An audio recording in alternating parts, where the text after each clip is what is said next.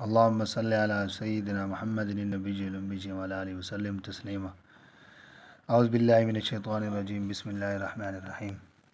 سامعین، یہ وعہدنا الی ابراہیم و اسماعیل ان طہرا بیتی للطائفین والعاکفین والرکع السجود۔ اللہ پاک قرآن پاک میں فرما رہے ہیں کہ ہم نے عہد لیا ابراہیم اسماعیل سے کہ وہ پاک صاف کریں میرے گھر کو طواف کرنے والوں کے لیے اور اعتکاف کرنے والوں کے لیے اور رکوع کرنے والے اور سجود یعنی سجدہ کرنے والوں کے لیے۔ تو میرے دوستو، یہ رمضان کا آخری عشرہ شروع ہو رہا ہے، تو اس کے اندر اعتکاف کی بڑی فضیلتیں بتائی گئی ہیں۔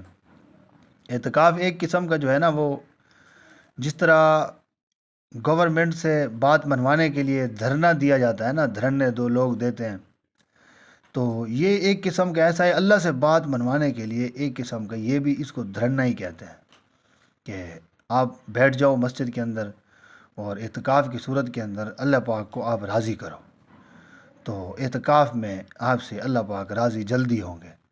تو اس لیے اس کو یہ دھرنے سے تعبیر کیا گیا ہے، کیونکہ یہ وہاں پہ بھی انسان جب جا کے بیٹھتا ہے تو ہر وقت استغفار اور ہر وقت جو ہے نا وہ درود شریف اور جتنے بھی اذکار ہیں اس کی کثرت کرتا ہے۔ اور دوسرا وہ وجاوزنا ببنی اسرائیل البحر فاتوا علی قوم یعکفون علی اصنام لہم، اور نویں سپارے کے اندر ہے کہ وہ جب حضرت موسیٰ علیہ السلام وہاں سے گزرے دریا سے، تو آگے جب گئے تو ایک قوم کو دیکھا وہ اعتکاف کیے ہوئے تھے بت کے سامنے۔ تو لوگ بتوں کے سامنے بھی جو ہے نا اعتکاف کیا کرتے تھے، حالانکہ وہ نہ سمجھ تھے، ان کو پتہ نہیں تھا کہ بت کچھ کر سکتے ہیں یا نہیں کر سکتے، لیکن وہ پھر بھی بتوں کے سامنے بیٹھ کے اپنی بات کو منوانے کے لیے وہ بیٹھے رہتے تھے۔ تو یہ میرے بھائیوں، میرے دوستوں، میرے بزرگوں، اصل بات یہ ہے کہ ہم نے راضی تو اللہ کو کرنا ہے، اور کس طرح راضی کریں تو اللہ پاک نے خود طریقے بتائے ہیں۔ تو یہ آسان طریقہ ہے، اعتکاف میں بیٹھ کر اللہ پاک کو راضی کریں۔ اللہ ہم سب سے راضی ہو، اور اللہ ہم سب کی دنیا و آخرت سنوارے۔